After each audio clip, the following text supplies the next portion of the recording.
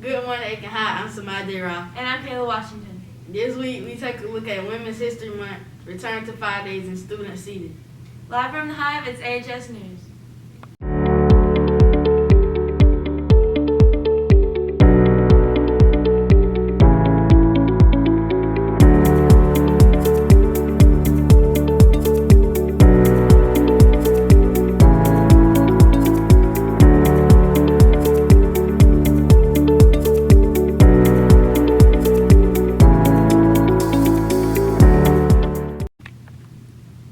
Around the world, March is known as Women's History Month.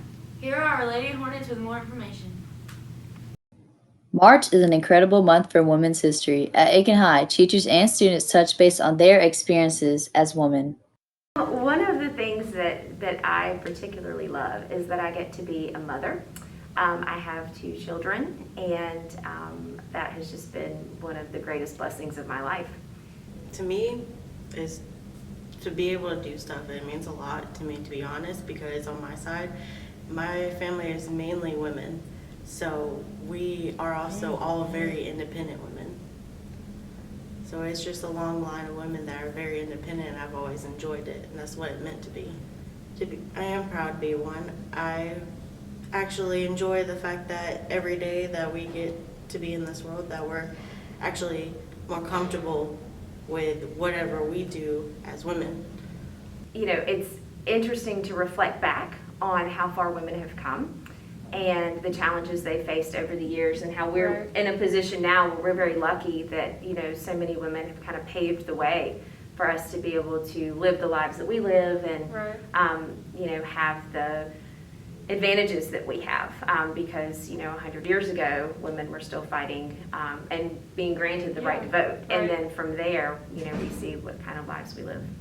Being a woman to me means that you have to be more independent than most people, because it's kind of a man's world, so you can't really always live like everyone else. You have to be more careful, but also you have to be more strong. Facing the advantages and disadvantages of being a woman is part of living. Every day, women around the world share their story. Or people don't think that I can like participate in everything men can do, or like that I'm just not as good, but that's not true at all. Really aren't. I think struggles for me really have been postpartum, like depression and anxiety. That was a huge struggle for me that like men don't have to deal with or understand really.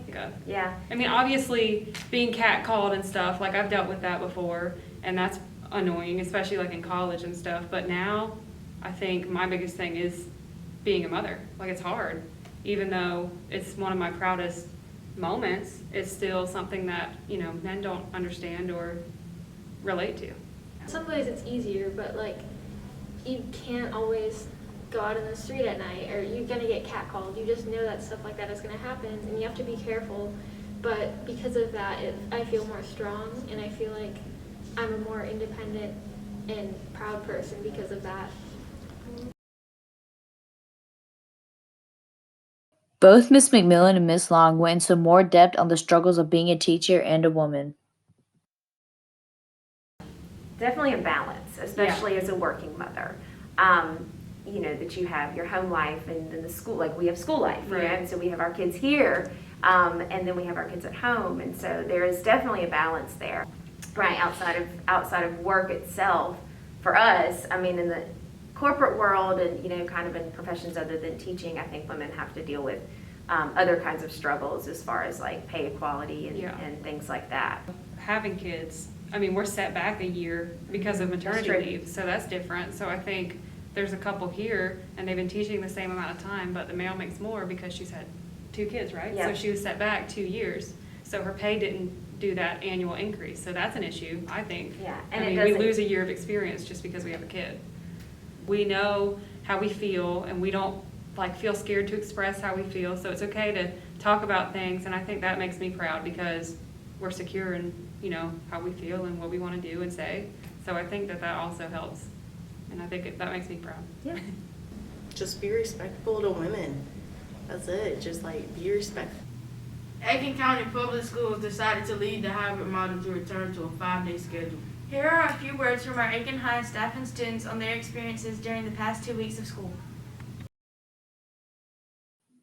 After an extended period of time in the hybrid model, Aiken County schools have now returned to the original 5-day schedule for the year. For some, this has been a drastic change. It's been really weird going from hybrid to 5-day because in hybrid you got used to everybody that was there, and then 5-day came back and you're like, who are all these people? And the classrooms got really crowded. But it's been nice going back to a semi-regular school year.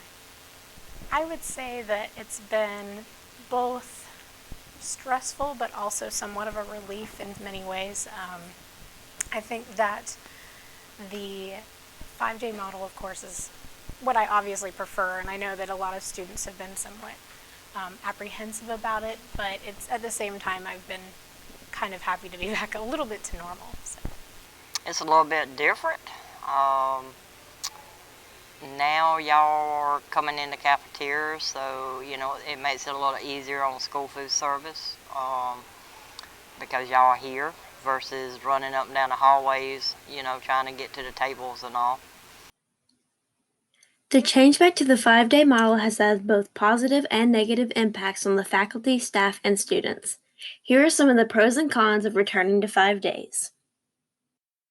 I think everything's good from what I see and my knowledge of, how the administrators and all are doing things. I mean, everybody's working together, and as one, we all got to be, there. We got to think about the kids and do what, is best for them. And I think the administrator really has that, at heart. So I would say, just continue. Just do your best. I would say pros, you don't have to do work online, and the cons is just everybody can't be 6 feet apart all the time.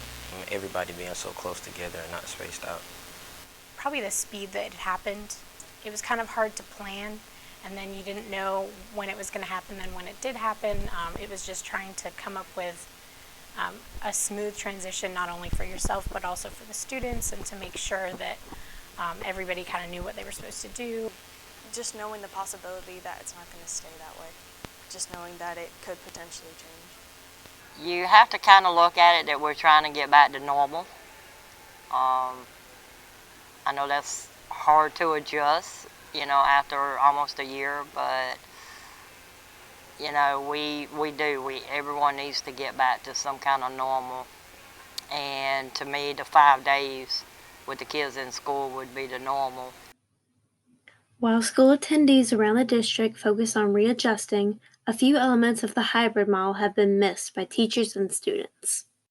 The pros are there are less people to deal with, the halls aren't as crowded, you get more one-on-one time with the teacher.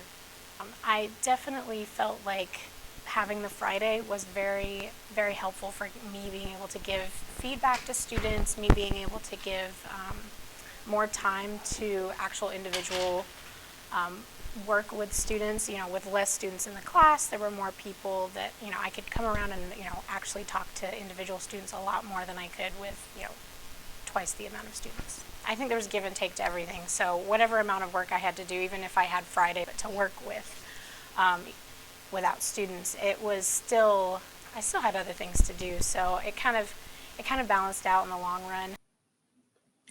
Now more than ever, it is important for teachers, staff, and students to work together and communicate in order to have a safe and successful school year. Here are a few words of advice and encouragement to help those struggling to adjust to our new schedule and daily routine. Just take your time and just go on about your day. Just try your best, and there are so many resources out there that can help you get better, and just take advantage of what you have, and if you need help, just always go to somebody. Don't give up, even though these are tough times that are going on. There's always going to be some positive out of the negative. Take it day by day. We've done this before, and so a lot of it is just the change. It doesn't feel normal because for a while it hasn't been normal, but technically it is normal. So it just kind of takes a little time. Every time there's a big change, you gotta take a deep breath and, maybe do things step by step, do things, if you seem like you have a lot more work to do or, less work to do, it depends of the class, but, I would say just take a deep breath. You'll get through it. Everybody look at it that, we got to get back to normal, and this is one way of doing it. You know, it's having the kids back to school for 5 days, and all we can do is hope for the best. Returning to 5 days has resulted in changes to seating. Here are some teachers and students with their input on the new shield and seating arrangements. The seating chart was made to fit the needs of the CDC regulation. I think it's helpful because it helps us like stay in one spot and not be all around the place. The shields were administered to help prevent the spread in school during the 5 days. I don't know that I have the information or the data to make that call. I think that it makes sense that we're providing students with more of a barrier to hopefully prevent that. But I don't know if I can say one way or the other. We would need somebody to do some studies. Most students do not mind the shields, but some take it more seriously than others. Do you want to just get me like right here? I think it does add another layer of protection, and I think that it's going to help in terms of hopefully keeping quarantining down if they're all done right in the rooms, and they because it reduces the footage from 6 feet to 3 feet. So in that sense, yes. Students sometimes use the shields to fidget with. No, my students are I'm very lucky. My students are very respectful of the parameters that we have to abide by right now. Nobody likes them for sure, but nobody's given us a hard time about using them correctly. The seating has been switched around due to the 5 days.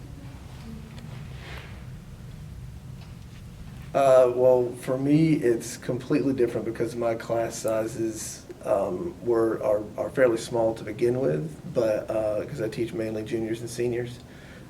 But now with having basically the class doubled overnight, so where they were a whole lot more spread out before, now they're much closer together.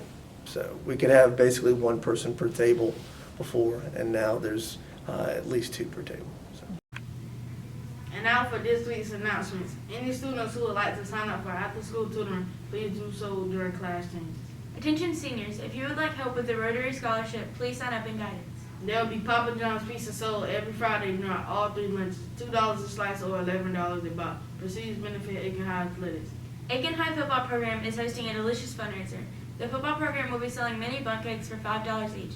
There are 6 to 8 different flavors to choose from. Now on sale through March 26th, delivery date is March 30th. Go to Aiken High football media pages to place your order. You can also see Coach Page in room C205 to get more information on how to place your order. That is all for this week's AHS News Production. Thank you for watching, and go Hornets!